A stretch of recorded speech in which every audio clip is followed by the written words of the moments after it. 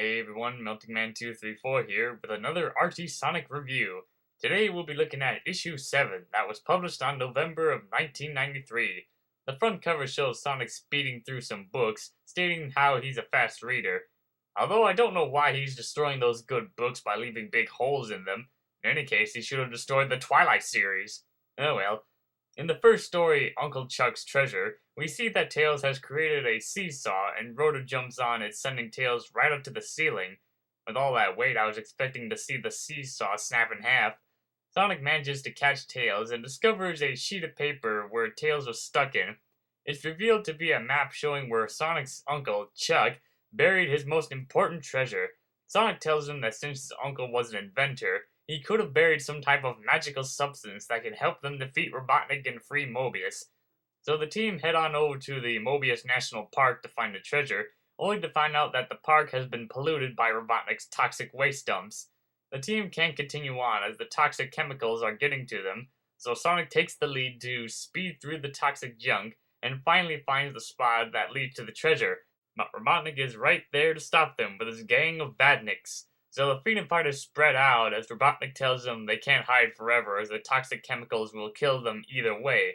It looks like the freedom fighters are doomed unless they can come up with a plan that'll work. And so they decide to use the toxic chemicals at their advantage, like tricking a barrel bot into following Sonic, only to have rammed into a toxic barrel and have his nose melted off, doing an impersonation of Robotnik to trick some SWAT bots into falling in some toxic ooze, and sliding down an oil spill to escape a charging buzz bomber. So after doing all that, they finally get to the X and dig up the treasure, but Robotnik swoops in and snags the treasure. Sally wonders why Sonic doesn't go after him, and it's because that Sonic has suddenly remembered what was in the chest that Uncle Chuck buried. Sonic's baby shoes embedded in bronze, which leads to another defeat to Robotnik. In the second story, Sorceress in Distress, we see Sonic and the gang are getting ready for their annual Fright Night, which is something like Halloween. Sally heads outside to find a stick to represent a staff for her sorceress costume, and tells Antoine to not interfere, as she is tired of being watched over too much and she can take care of herself. She soon finds a staff by the looks of it, and thinks that it looks like a real sorceress's staff, and tries it out by raising a rock from the ground, and to her surprise, it lifted off the ground. But she doesn't know that the rock was under a geyser that was about to blow. This soon gets the attention of Robotnik, who thinks it's some evil sorcerer and falls madly in love with her and her powers. As Sally soon learns that the staff has no powers at all, Robotnik comes out of nowhere proposing to be her husband. Sally notices that Robotnik doesn't know that it's her and goes along with it or else. So as the two head over to Robotropolis, Sonic was spying on all this and rushes to save Sally and make sure that she doesn't see him. So the wedding begins with Robotnik's badniks and robots watching as he tells Sally to show them some of her magic. Things don't look good for Sally as Robotnik grows impatient, making a funny reference to Adventures of Sonic the Hedgehog. Behind stage, Sonic uses his warp speed spin to make him invisible and gives Robotnik the old 1-2, 1-2 and sends him flying into the audience. Sonic grabs Sally and escapes, and Sonic apologizes for the interruption and that he was trying to help. Sally forgives him and gives him a kiss on the cheek for the help and a bonk on the noggin for disobeying her orders. So that's issue 7.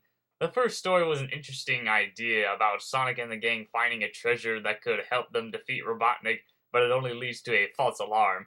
I like the idea that even though the toxic chemicals is the reason Mobius is in ruin, they were able to use it as their advantage to defeat the badniks.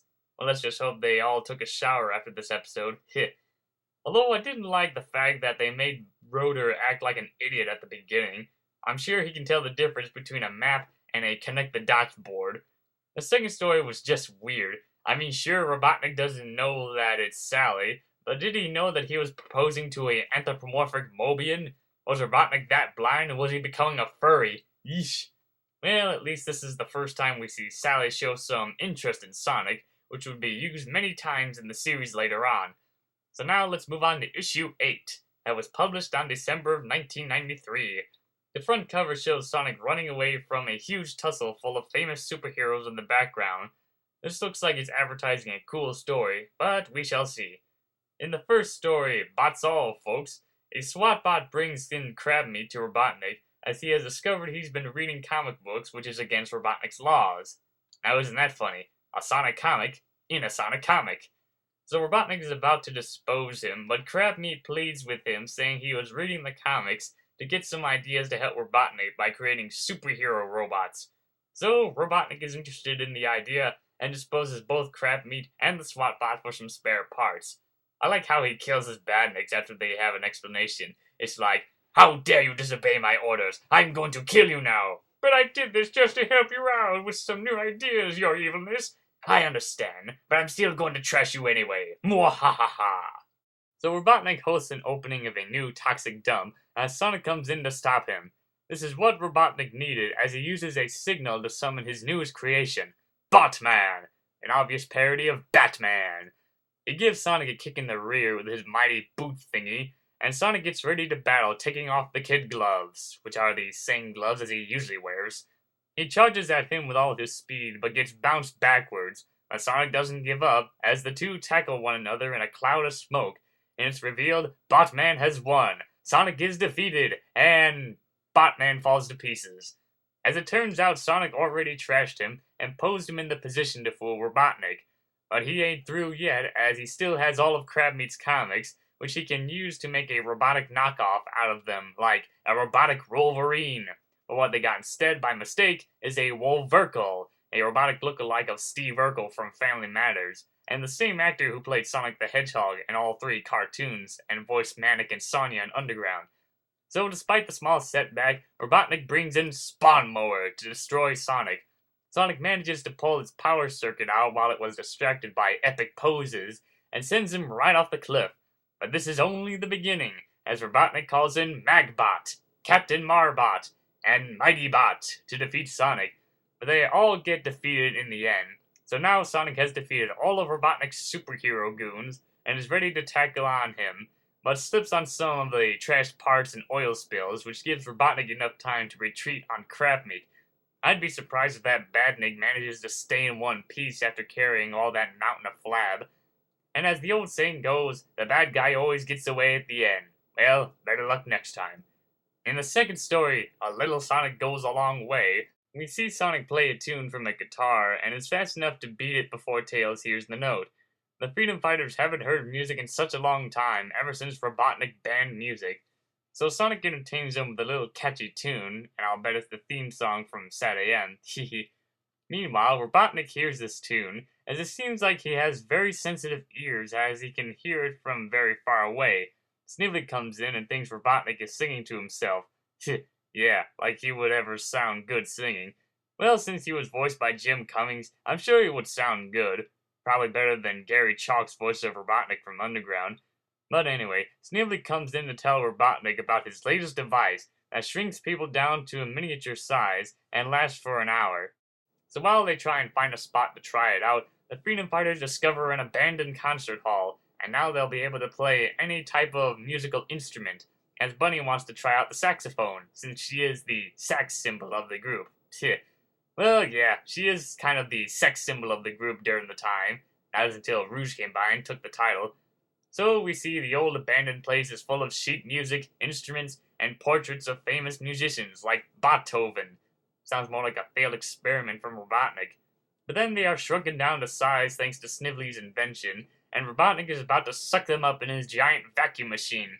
But Sonic cuts open a cardboard box full of sheet music, clogging up the machine, giving them enough time to find a safe spot.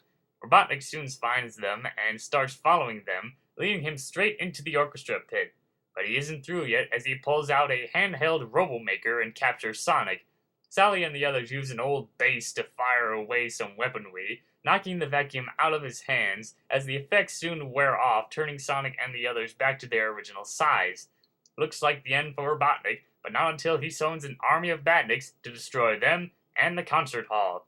So for a curtain bow, Sonic tells the team to let him have it by playing any type of instrument they can get their hands on, sending Robotnik fleeing in pain and terror, and notices that he left behind the shrieking device, which gives them an idea about the badniks coming their way. And so Robotnik is defeated once again, as his army of badniks have been shrunken down to size and has been sent back. Well, Snively had better get them out of his office, because Robotnik does intend to have a short temper. And that's issue 8. The first story is an interesting idea, but it just doesn't hold much with all its cheesiness.